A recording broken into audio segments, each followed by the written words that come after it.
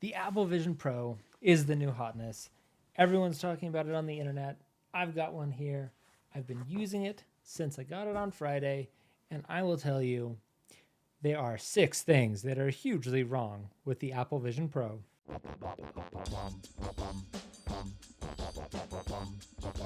Let me start off by saying that the screen door effect, the resolution is not as good as the marketing says. It looks so great in their marketing videos.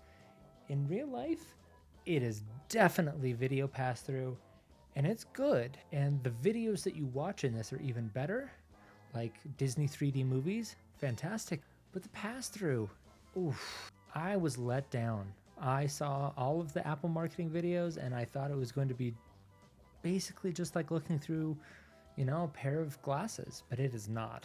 Not at all.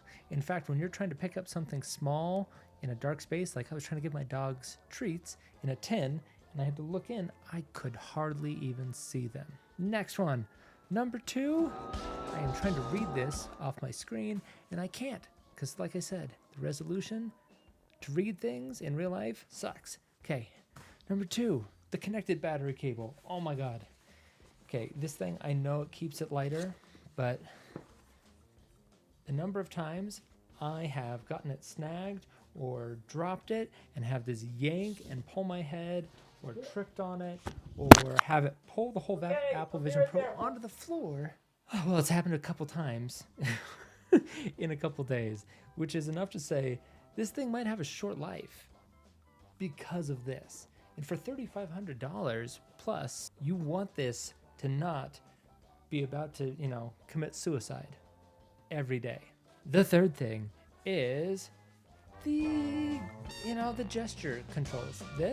It's not as intuitive as you might think. Like my wife, when she tried it on, she was having a hard time. She wanted to pinch physical things. She wanted to go and touch them, not just use it as like a mouse to click.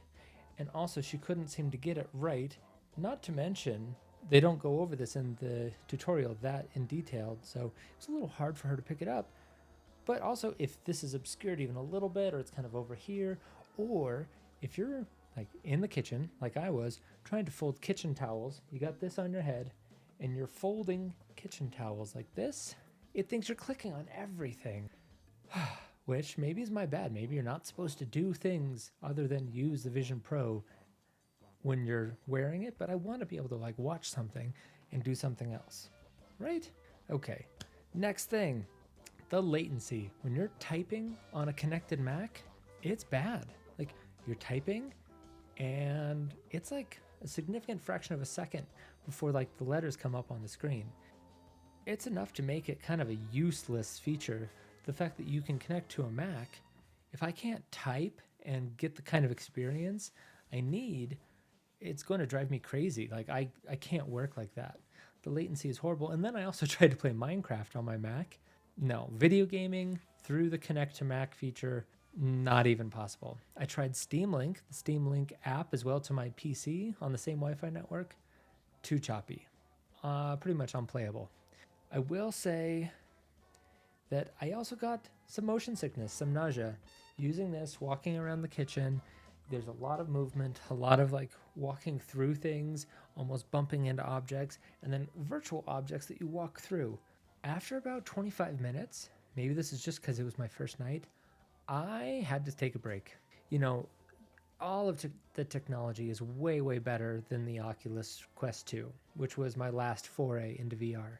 But still, like the fact that I am still getting motion sickness from this, and it cost $3,500, and all of the marketing that was put out about this made me really feel like I was going to never have motion sickness again. Not true. You do have to be very careful. This is a first generation VR headset from Apple. I know they don't want you to say VR, but it's what it is. It's a VR headset. It's basically an Oculus. And the apps. Whew. You get some iPad apps, and you get at launch a handful of native spatial computing apps. You don't actually get the full breadth of the iPad app library. You go to look for things that you would normally have, and the majority of your iPad apps are not there. You go looking for just common stuff, not there. So I would like to have more apps. Obviously, there's a whole hubbub about Netflix and YouTube apps not being there at launch, which is kind of a pain because if you go into YouTube and you full screen a video, then you can't move that video around like you could, a full screen Apple TV movie or TV show or from Disney Plus. You can move those screens around and, work with them. But in Safari, if something's full screened, for some reason, you can't move that window around. It's like the one thing. Oh, and being able to download stuff in YouTube would be great. So I would definitely say this Apple Vision Pro is slightly more than a gimmick. It's fun, and yes, there is some potential there. There may be some killer apps, and I will talk about that in a future video because I have found one or two apps and one or two contexts where I use it that I've actually really enjoyed this more than any other computer, phone, tablet, video game device that I have. So this definitely has some standout capabilities where it can be better as an experience on the Vision Pro than anything else, but they're very specific. And that will be coming in a follow-up video. Speaking of follow-up videos, I will be traveling tomorrow on an airplane. I will be recording it, and you'll be able to see some of that footage as I record how it's like to travel and use the Vision Pro on an airplane. And I'll leave you with this. The best part of the Vision Pro is this travel case. Oh my God. This thing for $200. It's expensive, but I've never seen such a well-designed case in my life. This little pouch, everything is so soft and silky. It's amazing. The cover, everything just kind of fits on easily. You just kind of put stuff in there. The battery goes in, the wires go in. There's space for your accessories. Like, I'm going to be traveling with a portable battery bank to charge this for the whole time without worrying about my battery life. So I'll be able to put the battery bank in here as well, in this accessory pouch.